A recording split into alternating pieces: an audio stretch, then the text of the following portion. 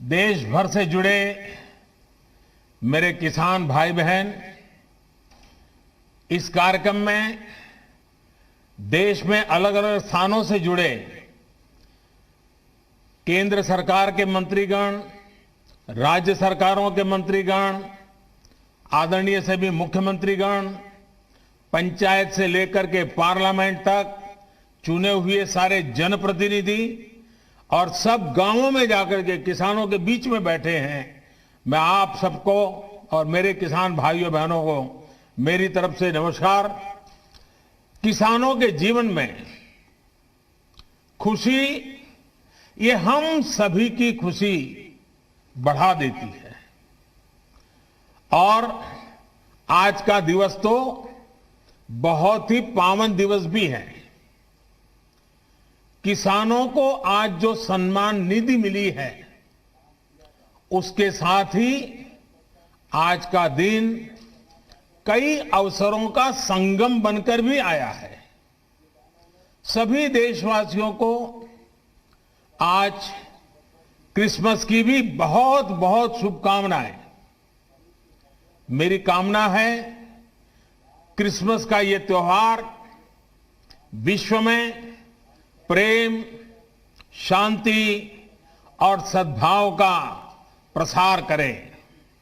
साथियों, आज मोक्षदा एकादशी है, गीता जयंती है। आज ही भारत रत्न महामना मदन मोहन मालवीय जी की भी जयंती है। देश के महान कर्मयोगी, हमारे प्रेरणा पुरुष स्वर्गीय अटल बिहारी वाजपेयी जी की भी आज जन्म जयंती है। उनकी स्मृति में आज देश गुड गवर्नेंस डे भी मना रहा है। साथियों, अटल जी ने गीता के संदेशों के अनुरूप जीवन जीने का लगातार प्रयास किया। गीता में कहा गया है, स्वे स्वे कर्मणि अभिरतः संसिद्धिम लभते नरः, यानी जो अपने स्वाभाविक कर्मों को तत्परता से करता है उसे सिद्धि मिलती है। अटल जी ने भी अपना पूरा जीवन राष्ट्र के प्रति अपने कर्म को पूरी निष्ठा से निभाने में समर्पित कर दिया। सुशासन को, गुड गवर्नेंस को अटल जी ने भारत के राजनीति और सामाजिक विमर्श का हिस्सा बनाया। गांव और गरीब के विकास को अटल जी ने सर्वोच्च प्राथमिकता दी। प्रधानमंत्री ग्राम सड़क योजना हो या फिर स्वर्णिम चतुर्भुज योजना हो, अंत्योदय अन्न योजना हो या फिर सर्व शिक्षा अभियान हो, राष्ट्र जीवन में सार्थक बदलाव लाने वाले अनेक कदम अटल जी ने उठाए। आज पूरा देश उनको स्मरण कर रहा है, अटल जी को नमन कर रहा है। आज जिन कृषि सुधारों को देश ने जमीन पर उतारा है, उनके सूत्रधार भी एक प्रकार से अटल बिहारी वाजपेयी भी थे। साथियों, अटल जी गरीबों के हित में, किसान के हित में बनने वाली सभी योजनाओं में होने वाले भ्रष्टाचार को राष्ट्रीय रोग मानते थे। आप सबको याद होगा, उन्होंने एक बार पहले की सरकारों पर कटाक्ष करते हुए एक पूर्व प्रधानमंत्री की बात याद दिलाई थी और उनको याद दिलाते उन्होंने कहा था कि रुपया चलता है तो रुपया घिसता है, रुपया घिसता है तो हाथ में लगता है और धीरे से जेबों में चला जाता है। मुझे संतोष है कि आज न रुपया घिसता है और न ही किसी गलत हाथ में लगता है। दिल्ली से जिस गरीब के लिए रुपया निकलता है वो उसके बैंक खाते में सीधा पहुंचता है। अभी हमारे कृषि मंत्री नरेंद्र सिंह जी तोमर ने इसके विषय में विस्तार से हमारे सामने रखा है। पीएम किसान सम्मान निधि इसका ही एक उत्तम उदाहरण है। आज देश के 9 करोड़ से ज्यादा किसान परिवारों के बैंक खाते में सीधे एक कंप्यूटर की क्लिक से 18,000 करोड़ रुपए से भी ज्यादा रकम उनके किसानों के बैंक के खाते में जमा हो गए हैं। जब से ये योजना शुरू हुई है तब से 1,10,000 करोड़ रुपए से ज्यादा 1,10,000 करोड़ रुपए से ज्यादा किसानों के खाते में पहुंच चुके हैं। और यही तो गुड गवर्नेंस है। यही तो गुड गवर्नेंस टेक्नोलॉजी के द्वारा उपयोग किया गया है। 18,000 करोड़ से ज्यादा रुपए पल भर में, कुछ ही पल में सीधे किसानों के बैंक खातों में जमा हो गए हैं। कोई कमीशन नहीं, कोई कट नहीं, कोई हेरा फेरी नहीं। टेक्नोलॉजी का इस्तेमाल करते हुए पीएम किसान सम्मान योजना में ये सुनिश्चित किया गया है कि लीकेज न हो। राज्य सरकारों के माध्यम से किसानों का ऑनलाइन रजिस्ट्रेशन होने के बाद उनके आधार नंबर और बैंक खातों का वेरिफिकेशन होने के बाद इस व्यवस्था का निर्माण हुआ है। लेकिन मुझे आज इस बात का अफसोस भी है कि पूरे हिंदुस्तान के किसानों को इस योजना का लाभ मिल रहा है। सभी विचारधारा की सरकारें इससे जुड़ी हैं, लेकिन एकमात्र पश्चिम बंगाल सरकार, वहां के 70 लाख से अधिक किसान, मेरे किसान भाई बहन बंगाल के,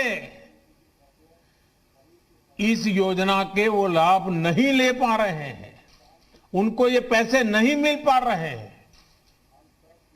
क्योंकि बंगाल की सरकार अपने राजनीतिक कारणों से उनके राज्य के किसानों को भारत सरकार से पैसा जाने वाला है। राज्य सरकार को 1 कौड़ी का खर्चा नहीं है, फिर भी वो पैसे उनको नहीं मिल रहे हैं।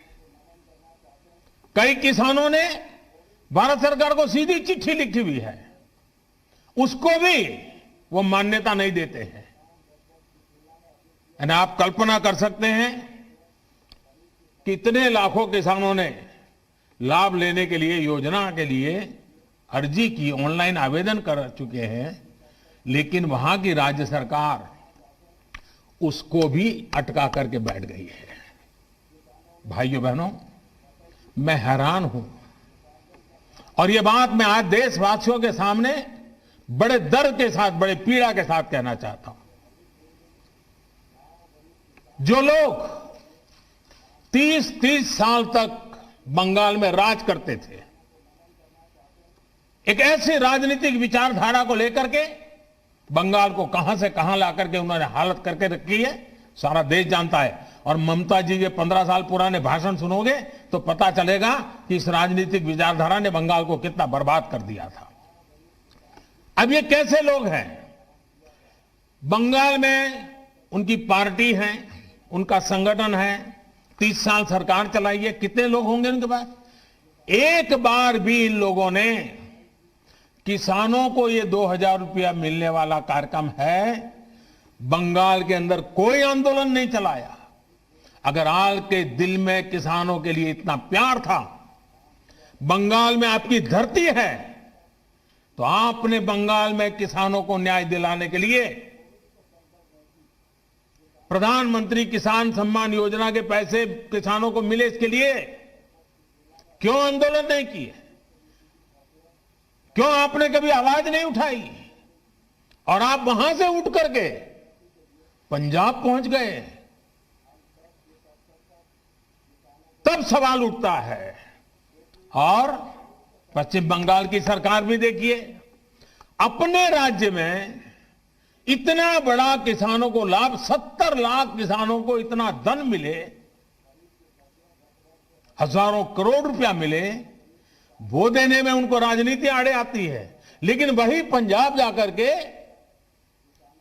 जो लोग के साथ वो बंगाल में लड़ाई लड़ते हैं, यहां आकर के उनसे गुपचुप करते हैं। क्या देश की जनता इस खेल को नहीं जानती है? क्या देश की जनता को इस खेल का पता नहीं है? जो आज विपक्ष में हैं, उनकी इस पर जुबान क्यों बंद हो गई है? क्यों चुप है? साथियों, आज जिन राजनीतिक दलों के लोग अपने आप को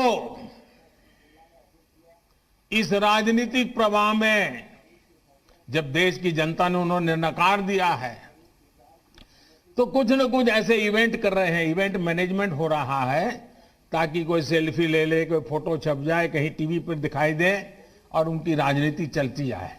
अब देश ने उन लोगों को भी देख लिया है, ये देश के सामने एक्सपोज हो गए हैं। स्वार्थ की राजनीति का एक मुद्दा, भद्दा उदाहरण हम बहुत बारीकी से देख रहे हैं। जो दल पश्चिम बंगाल में किसानों के हित पर कुछ नहीं बोलते, वो यहां दिल्ली के नागरिकों को परेशान करने पर लगे हुए हैं, देश की अर्थनीति को बर्बाद करने पर लगे हुए हैं, और वो भी किसान के नाम पर। इन दलों को आपने सुना होगा, मंडिया बोल रहे हैं, एपीएमसी की बात कर रहे हैं और बड़े बड़े हेडलाइन लेने के लिए भाषण कर रहे हैं। लेकिन ये दल, वही झंडे वाले, वही विचारधारा वाले जिन्होंने बंगाल को बर्बाद किया। केरल के अंदर उनकी सरकार है।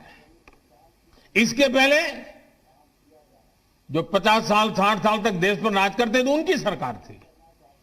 केरल में एपीएमसी नहीं है, मंडिया नहीं है।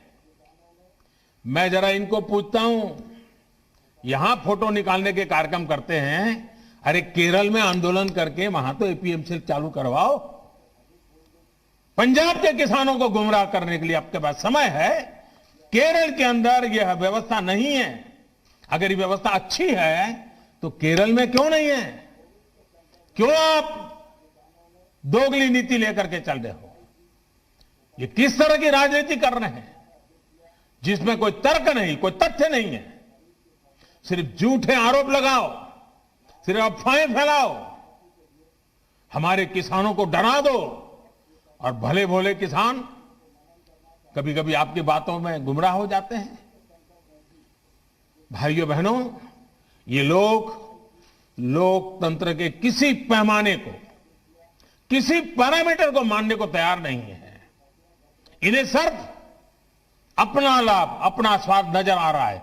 और मैं जितनी बातें बता रहा हूं किसानों के लिए नहीं बोल रहा हूं। किसानों के नाम पर अपने झंडे लेकर के जो खेल खेल रहे हैं, अब उनको ये सच सुनना पड़ेगा। और हर बात को किसानों को गाली दी, किसानों को अपमानित किया, ऐसे कर करके बच नहीं सकते हो आप लोग। ये लोग अखबारों और मीडिया में जगह बनाकर राजनीतिक मैदान में खुद के जिंदा रहने की जड़ी बूटी खोज रहे हैं। लेकिन देश का किसान उनको पहचान गया है। अब देश का किसान उनको ये जड़ी बूटी कभी देने वाला नहीं है। कोई भी राजनीति, लोकतंत्र में राजनीति करने का उनको हक है, हमें इसका विरोध नहीं है। लेकिन निर्दोष किसानों की जिंदगी के साथ न खेलें, उनके भविष्य के साथ खिलवाड़ न करें, उन्हें गुमराह न करें, भ्रमित न करें। साथियों, ये वही लोग हैं जो बरसों तक सत्ता में रहे। इनकी नीतियों की वजह से देश की कृषि और किसान का उतना विकास नहीं हो पाया जितना उसमें सामर्थ्य था। पहले की सरकारों की नीतियों की वजह से सबसे ज्यादा बर्बाद वो किसान हुआ जिसके पास न तो ज्यादा जमीन थी न ज्यादा संसाधन। इस छोटे किसान को बैंकों से पैसा नहीं मिलता था क्योंकि उसके पास तो बैंक खाता तक नहीं था। पहले के समय में जो फसल बीमा योजना थी उसका लाभ भी इन छोटे किसानों के लिए तो कहीं नामो निशान नहीं था।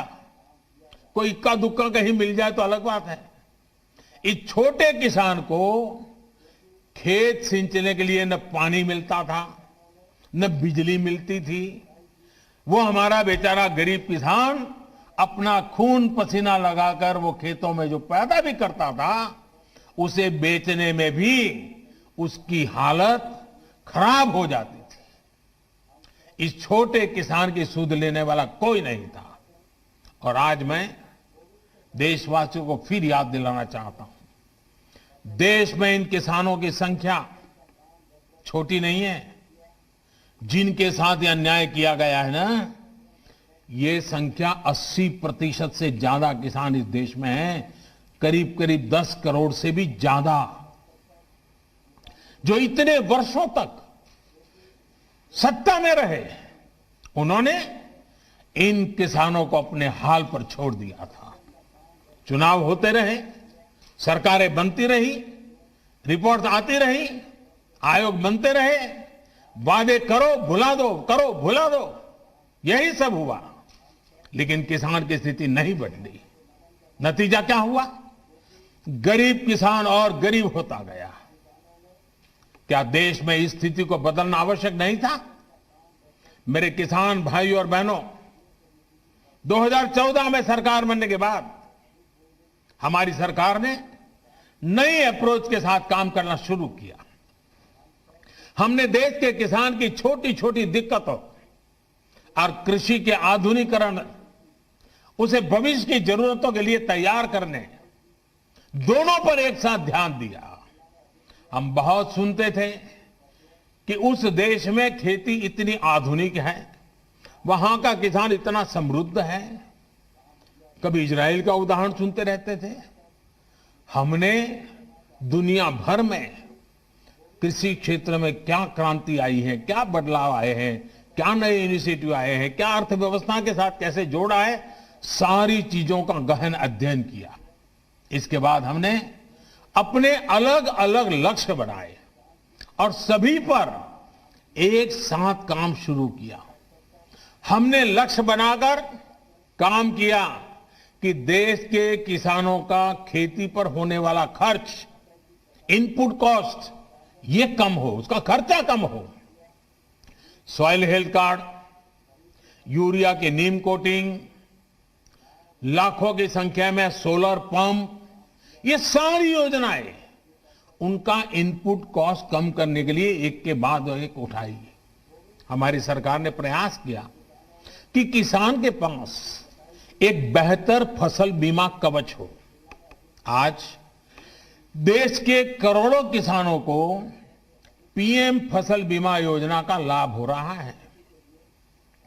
और मेरे प्यारे किसान भाइयों बहनों, अभी जब मैं किसान भाइयों से बात कर रहा था तो मुझे हमारे महाराष्ट्र लातूर के गणेश जी ने बताया कि 2,500 रुपया उन्होंने दिया और 54,000 रुपया करीब करीब मिला। मामूली प्रीमियम के बदले किसानों को पिछले साल में 87,000 करोड़ रुपए क्लेम राशि मिली है। 87 यानी करीब करीब 90,000 करोड़ मामूली प्रीमियम दिया किसानों ने। मुसीबत के समय ये फसल बीमा उनको काम आया। हमने इस लक्ष्य पर भी काम किया कि देश के किसान पास खेत में सिंचाई की पर्याप्त सुविधा हो। हम दशकों पुरानी इस सिंचाई योजना को पूरा कराने के साथ ही देश भर में पर ड्रॉप मोर क्रॉप के मंत्र के साथ माइक्रो इरिगेशन को भी बढ़ावा दे रहे हैं। और मुझे खुशी हुई, अभी तमिलनाडु के हमारे सुब्रमण्य जी मुझे बता रहे थे कि उन्होंने माइक्रो इरिगेशन से, ड्रिप इरिगेशन से, जो पहले 1 एकड़ का काम होता था 3 एकड़ का हुआ और पहले से ज्यादा 1 लाख रुपए ज्यादा कमाया माइक्रो इरिगेशन से। साथियों, हमारी सरकार ने प्रयास किया कि देश के किसानों को फसल की उचित कीमत मिले। हमने लंबे समय से लटकी स्वामीनाथन कमेटी की रिपोर्ट के अनुसार लागत का 1.5 गुना एमएसपी किसानों को दिया। पहले कुछ ही फसलों पर एमएसपी मिलती थी, हमने उनकी भी संख्या बढ़ाई। पहले एमएसपी का ऐलान अखबारों में छोटी सी जरा जगह बनाना खबर के तौर पर आप छपता था, किसानों तक लाभ नहीं पहुंचता था, कहीं तराजू ही नहीं लगते थे। और इसलिए किसान के जीवन में कोई बदलाव ही नहीं आता था। हम आज एमएसपी पर रिकॉर्ड सरकारी खरीद कर रहे हैं। किसानों की जेब में एमएसपी का रिकॉर्ड पैसा पहुंच रहा है। जो आज किसानों के नाम पर आंदोलन कर रहे हैं, वो जब उनका समय था तब चुप मार करके बैठे हुए थे। ये जितने लोग आंदोलन चला रहे हैं ना, ये उस सरकार के हिस्सेदार थे, समर्थन करते थे। और यही लोग स्वामीनाथन कमेटी की रिपोर्ट के ऊपर बैठ गए थे, सालों तक बैठ गए थे। हमने आकर के निकाला, क्योंकि हमारे दिल में किसान की जिंदगी को भला करना, कल्याण करना, ये हमारा जीवन का मंत्र है, इसलिए कर रहे हैं। साथियों, हम इस दिशा में भी फसल बेचने के लिए किसान के पास सिर्फ एक मंडी नहीं, बल्कि उसको विकल्प मिलना चाहिए, बाजार मिलना चाहिए। हमने देश की 1000 से ज्यादा कृषि मंडियों को ऑनलाइन जोड़ा। इनमें भी 1 लाख करोड़ रुपए से ज्यादा का कारोबार किसानों ने कर दिया है। किसान ऑनलाइन बेचना शुरू किया है। साथियों, हमने एक और लक्ष्य बनाया कि छोटे किसानों के समूह बने, ताकि वो अपने क्षेत्र में एक सामूहिक ताकत बनकर काम करे। आज देश में 10,000 से ज्यादा किसान उत्पादक संघ, एफपीओ बनाने का अभियान चल रहा है। उन्हें आर्थिक मदद दी जा रही है। अभी हम महाराजगंज के राम गुलाब जी से सुन रहे थे, 300 के करीब किसानों को इकट्ठा किया है उन्होंने, और पहले की तुलना में 1.5 गुना भाव से माल बेचना शुरू हुआ है। एफपीओ बनाया उन्होंने, वैज्ञानिक तरीके से खेती में मदद ली, और आज उनको फायदा हो रहा है। साथियों, हमारे कृषि क्षेत्र की सबसे बड़ी आवश्यकता है गांव के पास ही भंडारण, कोल्ड स्टोरेज। इसकी आधुनिक सुविधा कम कीमत पर हमारे किसानों को उपलब्ध हो। हमारी सरकार ने इसे भी प्राथमिकता दी। आज देश भर में कोल्ड स्टोरेज का नेटवर्क विकसित करने के लिए सरकार करोड़ों रुपए का निवेश कर रही है। हमारी नीतियों में इस पर भी बल दिया गया है कि खेती के साथ ही किसान के पास आय बढ़ाने के दूसरे विकल्प भी हो। हमारी सरकार मछली पालन, पशुपालन, डेयरी उद्योग, मधुमक्खी पालन सभी को प्रोत्साहित कर रही है। हमारी सरकार ने यह भी सुनिश्चित किया कि देश के बैंकों का पैसा देश के किसानों के काम आए। 2014 में जब हम पहली बार सरकार में आए और शुरुआत थी हमारी, 2014 में जहां 7 लाख करोड़ रुपए का प्रावधान एक किसानों के लिए किया गया था, धन के लिए, वही इसे अब करीब 14 लाख करोड़ रुपए यानी 2 गुना किया गया है, ताकि किसान को कर्ज मिल सके। बीते कुछ महीनों से करीब 2.5 करोड़ छोटे किसानों को किसान क्रेडिट कार्ड से जोड़ा गया है और अभियान तेजी से चल रहा है।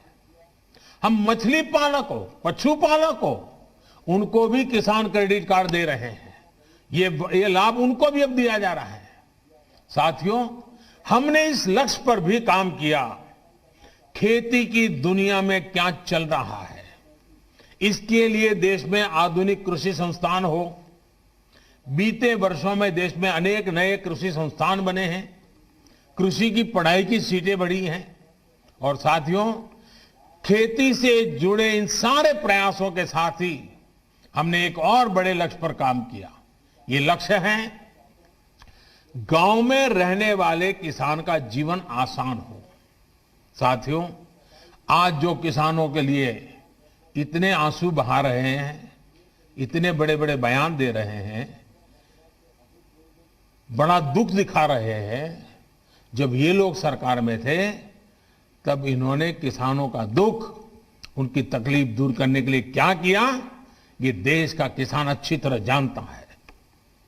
आज सिर्फ खेती ही नहीं बल्कि उसके जीवन को आसान बनाने के लिए हमारी सरकार उसके दरवाजे तक पहुंची है, खेत के मेड़ तक पहुंची है। आज देश के छोटे और सीमांत किसान को अपना पक्का घर मिल रहा है, शौचालय मिल रहा है, साफ पानी का नल मिल रहा है। यही किसान है जिसे बिजली के मुफ्त कनेक्शन, गैस के मुफ्त कनेक्शन, ये बहुत बड़ा लाभ हुआ है। हर साल आयुष्मान भारत योजना के तहत 5 लाख रुपए तक के मुफ्त इलाज की सुविधा ने आज मेरे छोटे किसान के जीवन की बहुत बड़ी चिंता कम की है। 90 पैसे प्रतिदिन, यानी एक चाय से भी कम कीमत, 90 पैसे प्रतिदिन और ₹1 महीना के प्रीमियम पर बीमा, ये मेरे किसानों के जीवन में बहुत बड़ी ताकत है। 60 वर्ष की आयु के बाद 3,000 रुपये मासिक पेंशन, ये सुरक्षा कवच भी आज किसान के पास है। साथियों, आजकल कुछ लोग किसान की जमीन की चिंता करने का दिखावा कर रहे हैं। किसानों की जमीन हड़पने में कैसे कैसे लोगों के नाम अखबारों में चमकते रहे हैं, हम जानते हैं। ये लोग तब कहां थे जब मालिकाना दस्तावेज के अभाव में किसानों के घर और जमीन पर अवैध कब्जे हो जाते थे। गांव के छोटे और सीमांत किसानों को, खेत मजदूरों को इस अधिकार से इतने सालों तक वंचित किसने रखा? इसका जवाब इन लोगों के पास नहीं है। गांव में रहने वाले हमारे भाई बहनों के लिए ये काम आज हो रहा है। अब गांव में किसानों को उनके मकान का, जमीन का नक्शा और कानूनी दस्तावेज दिया जा रहा है। टेक्नोलॉजी की मदद से स्वामित्व योजना के बाद अब गांव के किसान को भी जमीन और घर के नाम पर बैंक से कर्ज मिलना आसान हुआ है। साथियों, बदलते समय के साथ अपनी अप्रोच का विस्तार करना भी उतना ही जरूरी है। हमें 21वीं सदी में भारत की इस कृषि को आधुनिक बनाना ही होगा और इसी का बीड़ा देश के करोड़ों किसानों ने भी उठाया है और सरकार भी उनके साथ कंधे से कंधा मिला करके आगे बढ़ने के लिए कृत संकल्प है। आज हर किसान को यह पता है कि उसकी उपज का सबसे अच्छा दाम कहां मिल सकता है। पहले क्या होता था कि अगर मंडी में बेहतर दाम नहीं मिलते थे या फिर उसकी उपज को दोयम दर्जी का बताकर खरीदने से इनकार कर दिया जाता था, तो किसान मजबूरी में औने पौने दामों पर अपनी उपज बेचने को मजबूर रहता था। इन कृषि सुधारों के जरिए हमने किसानों को बेहतर विकल्प दिए हैं। इन कानूनों के बाद आप जहां चाहे, जिसे चाहे अपनी उपज बेच सकते हैं। मेरे किसान भाइयों बहनों, मेरे इन शब्दों को आप ध्यान से सुनिए। मैं फिर से कह रहा हूं कि आप अपनी फसल को जहां चाहे आप निर्णय करके बेच सकते हैं। आपको जहां सही दाम मिले आप वहां पर उपज बेच सकते हैं।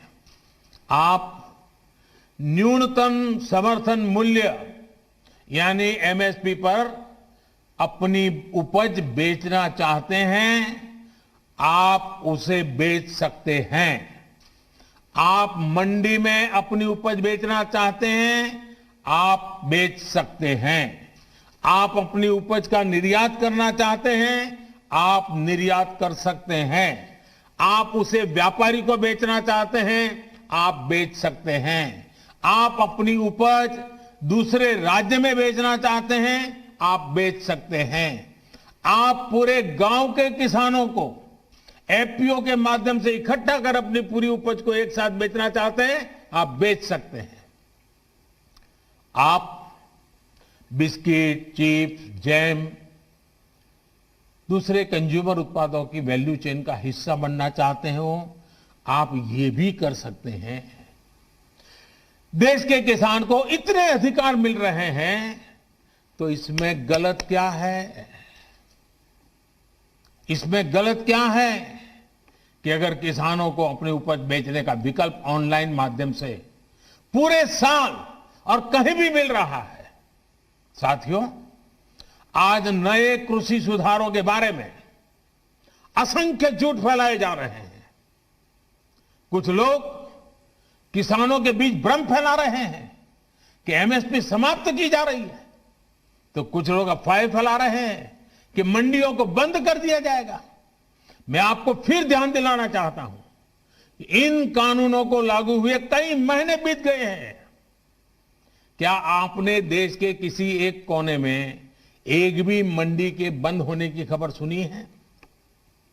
जहां तक एमएसपी का सवाल है, हाल के दिनों में सरकार ने बहुत सी फसलों का न्यूनतम समर्थन मूल्य भी बढ़ा दिया है। ये कृषि सुधारों के बाद भी हुआ है, नए कृषि कानूनों के बाद भी हुआ है।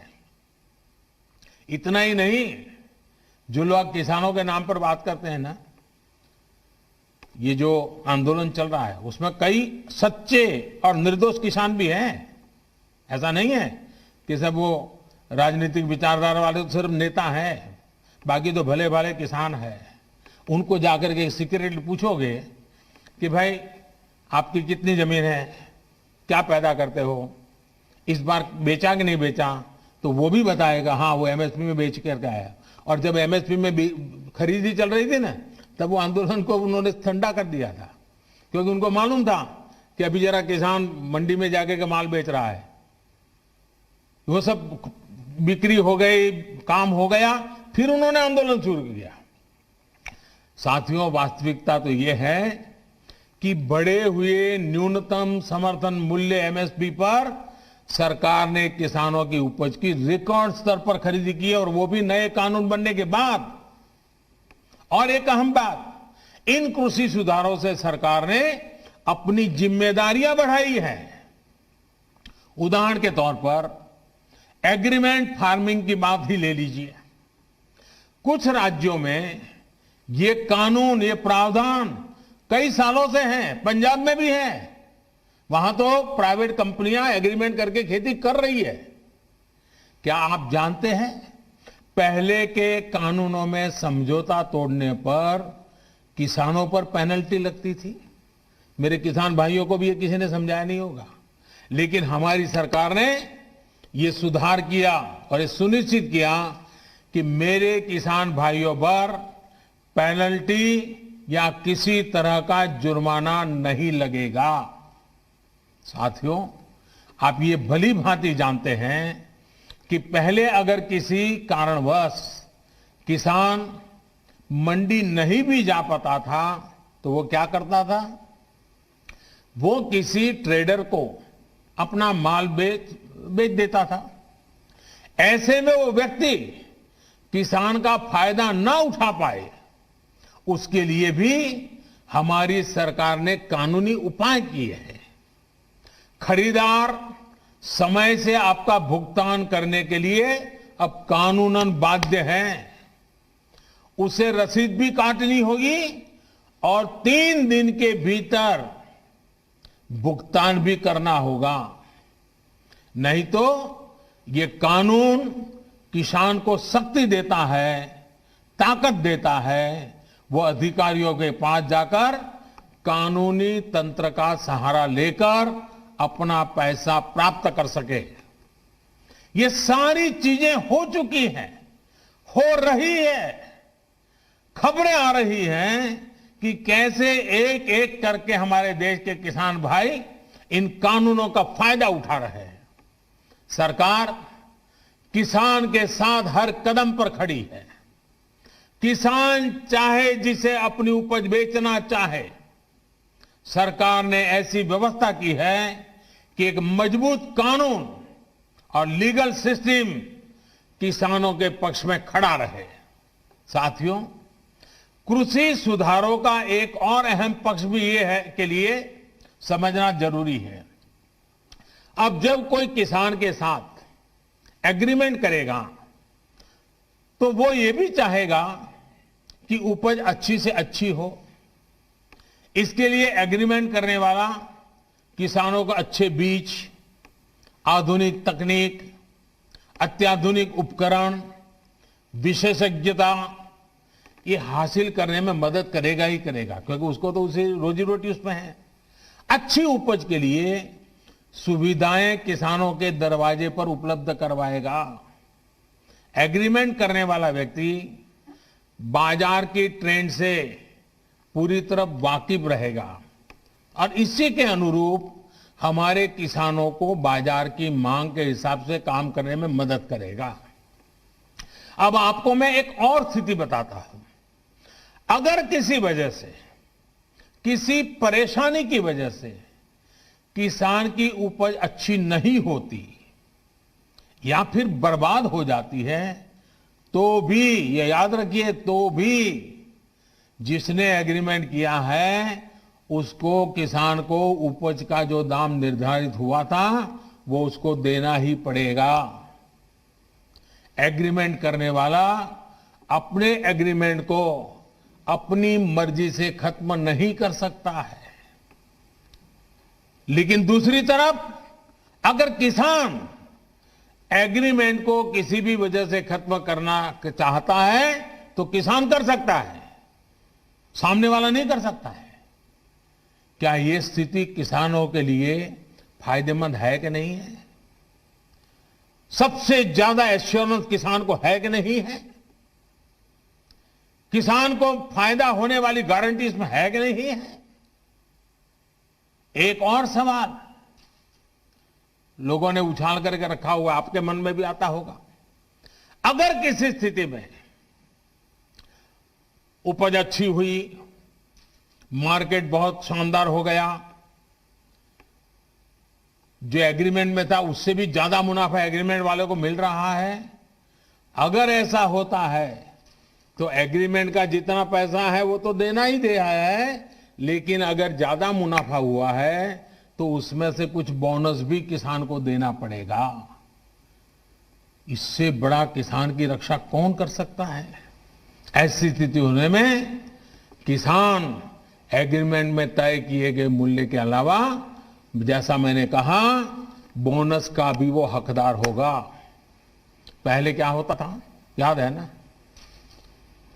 सारा रिस्क किसान का होता था और रिटर्न किसी और का होता था।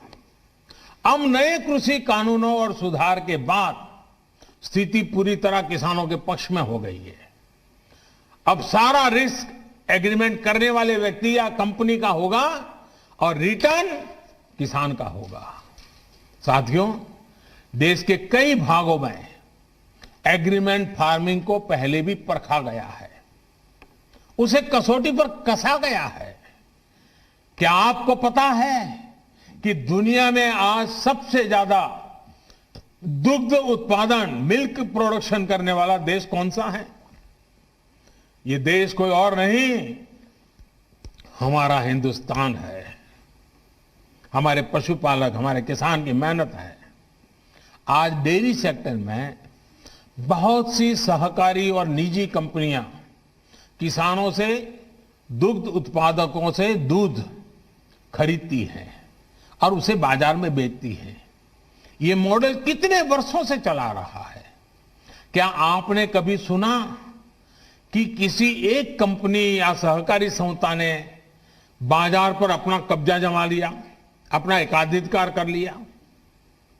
क्या आप उन किसानों और उन दुग्ध उत्पादकों की सफलता से परिचित नहीं हैं जिन्हें डेयरी सेक्टर के इस काम से लाभ हुआ है? एक और सेक्टर है, यहां पर हमारा देश बहुत आगे है, वो है पोल्ट्री यानी मुर्गी पालन। आज भारत में सबसे ज्यादा अंडों का उत्पादन होता है। पूरे पोल्ट्री सेक्टर में बहुत सी बड़ी कंपनियां काम कर रही है, कुछ छोटी कंपनियां भी हैं, तो कुछ स्थानीय खरीदार भी इस व्यवसाय में जुटे हैं। इस सेक्टर से जुड़े लोग अपना प्रोडक्ट किसी को भी कहीं भी बेचने के लिए स्वतंत्र हैं। जहां भी उन्हें सबसे ज्यादा दाम मिलता है वो अंडे बेच सकते हैं। हम चाहते हैं कि हमारे किसानों को, कृषि सेक्टर को इसी तरह का विकास करने का अवसर मिले जैसा पोल्ट्री और डेयरी सेक्टर को मिला है।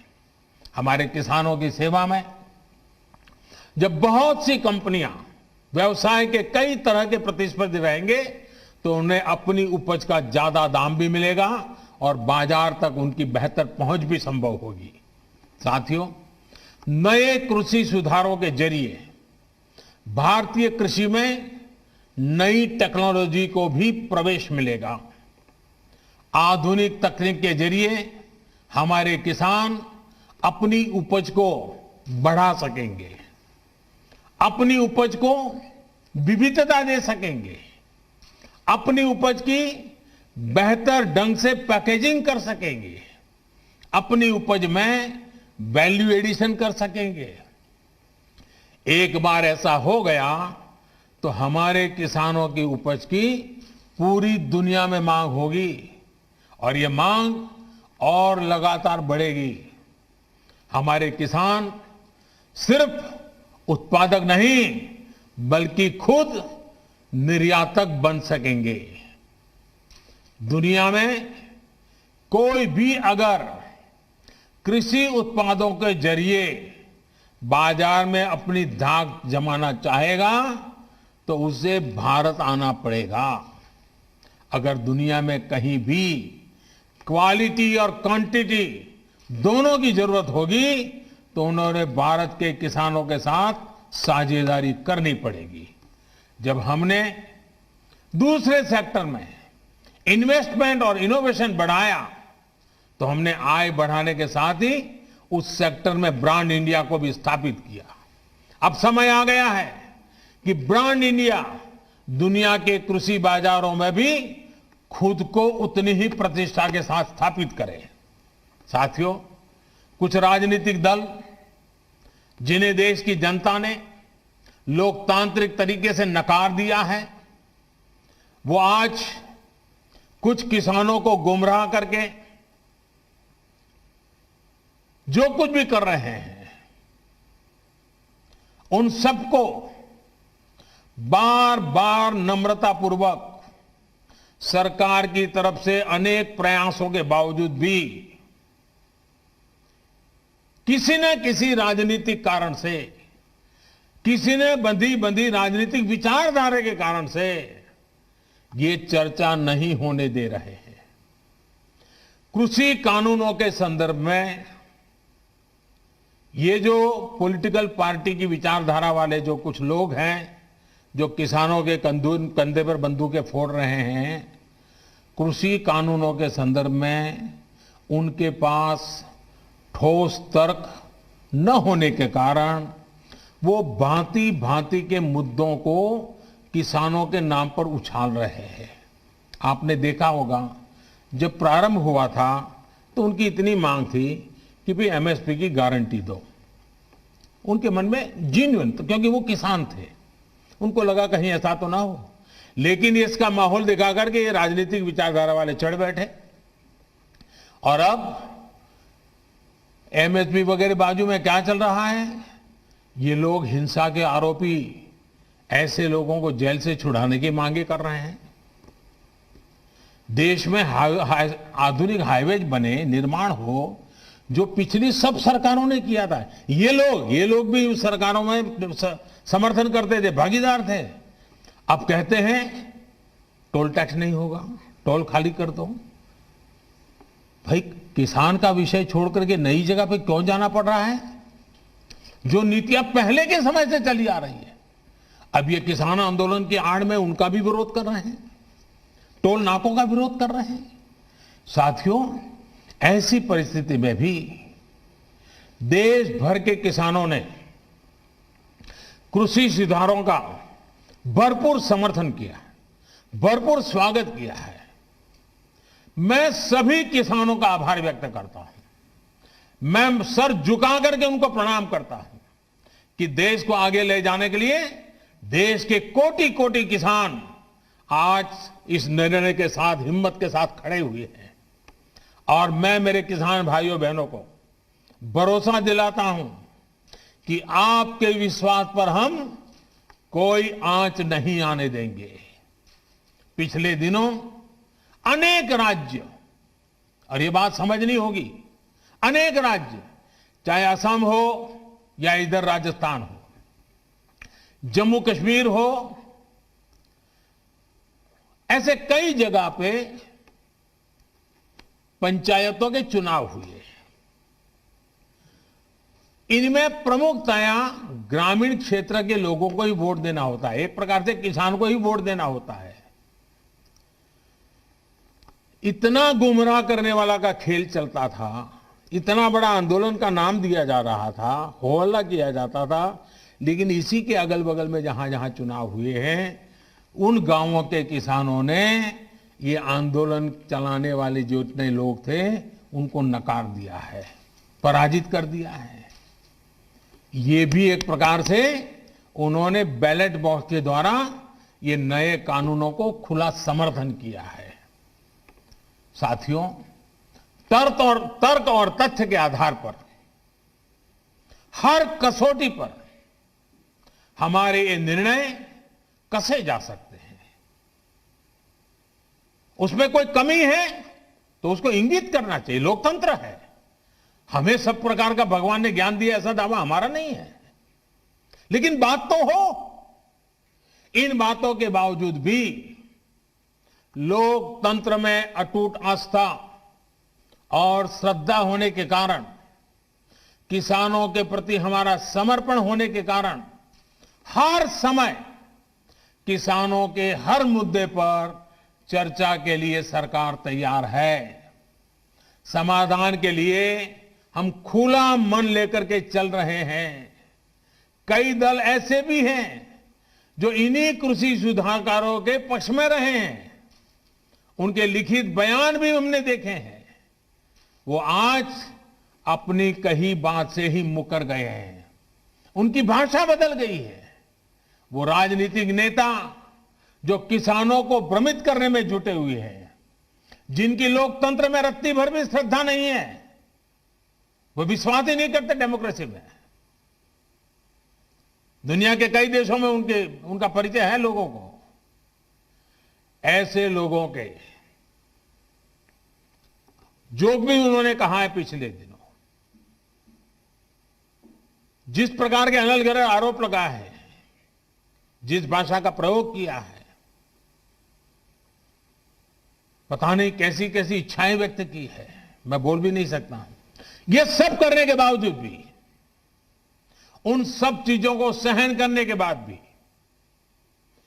उसको पेट में उतार करके, मन ठंडा रख करके, उन सबको सहन करते हुए, मैं आज फिर एक बार नम्रता के साथ उन लोगों को भी जो हमारे गौर विरोध करने पर तुले हुए, उनको भी कहता हूं, मैं नम्रता के साथ कहता हूं, हमारी सरकार किसान हित में उनसे भी बात करने के लिए तैयार है, लेकिन बात मुद्दों पर होगी, तर्क और तथ्यों पर होगी। साथियों, हम देश के अन्नदाता को उन्नत करने के लिए हर संभव प्रयास कर रहे हैं। जब आपकी उन्नति होगी तो पूरे राष्ट्र की उन्नति तय है। सिर्फ आत्मनिर्भर किसान ही आत्मनिर्भर भारत की नींव डाल सकता है। मेरे देश के किसानों से आग्रह है, किसी के बहकावे में ना आए, किसी के झूठ को न स्वीकारे, तर्क और तथ्य के आधार बनाकर ही सोचे विचारे। और फिर एक बार देश भर के किसानों ने खुल करके जो समर्थन दिया है, ये मेरे लिए अत्यंत संतोष और गर्व का विषय है। मैं आपका बहुत आभारी हूं। एक बार फिर से करोड़ों किसान परिवारों को पीएम किसान सम्मान निधि के लिए मैं आपको बहुत बहुत बधाई देता हूं और मैं आपसे लगातार प्रार्थना करता हूं, आपके लिए भी प्रार्थना करता हूं, आप स्वस्थ रहें, आपका परिवार स्वस्थ रहे। इसी कामना के साथ आप सभी का बहुत बहुत आभार, धन्यवाद।